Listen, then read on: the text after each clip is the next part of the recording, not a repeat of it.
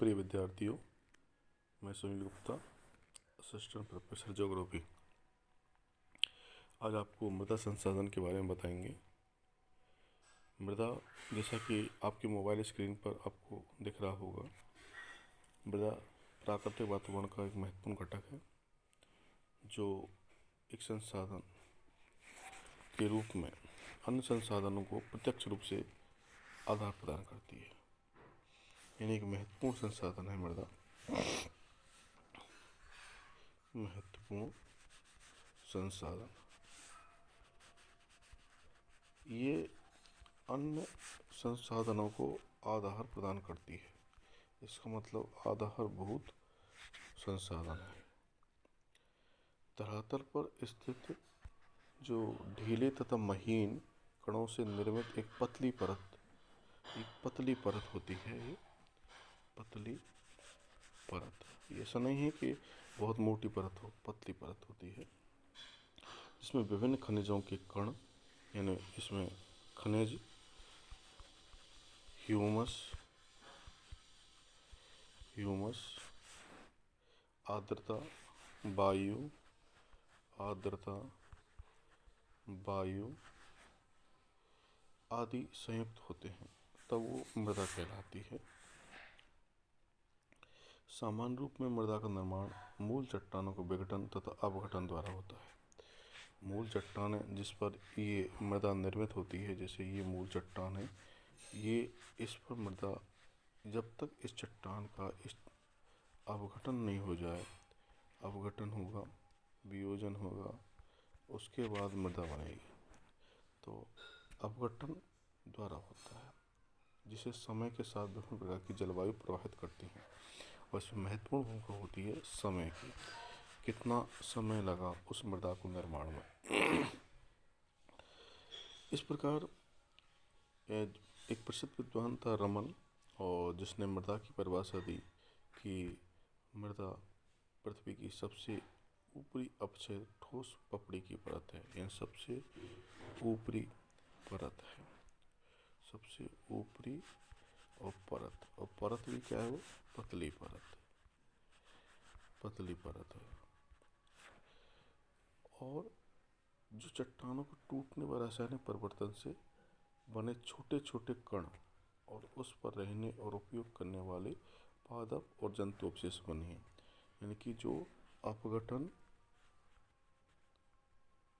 और वियोजन, यानी रसायन क्रियाओं को वियोजन कहते हैं, किससे निर्मित होती है। एक डॉक्टर बेनेट थे, उन्होंने लिखा है कि धरातल पर मिलने वाले असंगठित पदार्थों की ऐसी परत जो मूल चट्टान व वानस्पतिक अंश के संयोग से बनती है। यानी मूल चट्टान प्लस वनस्पति का सहयोग होना चाहिए, वनस्पति संयोग, जिसको मैंने अभी आपको ह्यूमस शब्द के रूप में बताया था, ह्यूमस।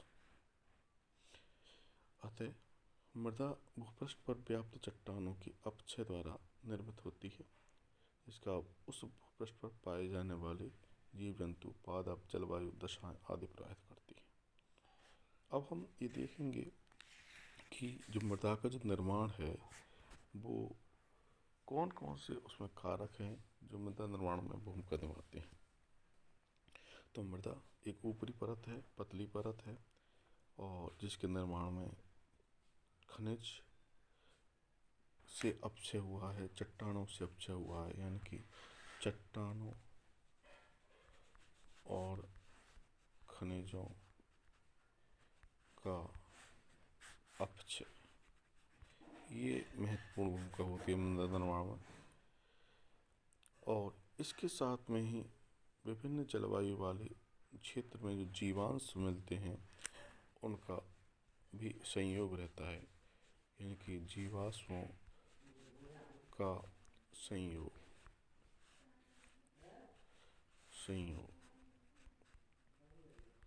जीवाश्मों का सहयोग रहता है।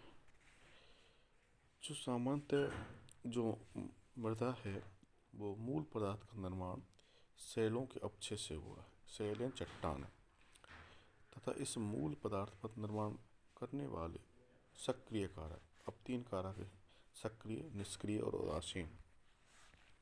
पहले हम सक्रिय कारक देखेंगे। सक्रिय कारक, सक्रिय कारक, सक्रिय कारक में है जलवायु और जीवमंडल। जलवायु और जीवमंडल। फिर इसके बाद आता है निष्क्रिय कारक। निष्क्रिय कारक, निष्क्रिय कारक में उच्चावच और मूल पदार्थ। उच्चावच और मूल पदार्थ। इसके बाद है उदासीन कारक, और उदासीन कारक में है समय।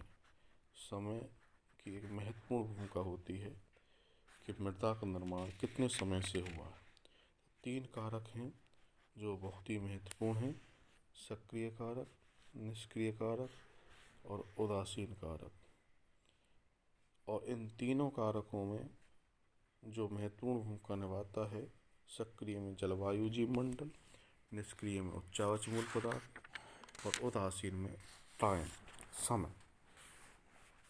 इस प्रकार हम ये देखते हैं कि फिर उसके बाद हम ये पढ़ेंगे कि मृदा निर्माण को प्रभावित करने वाले कारक कौन कौन से हैं, किन वजहों से मृदा का निर्माण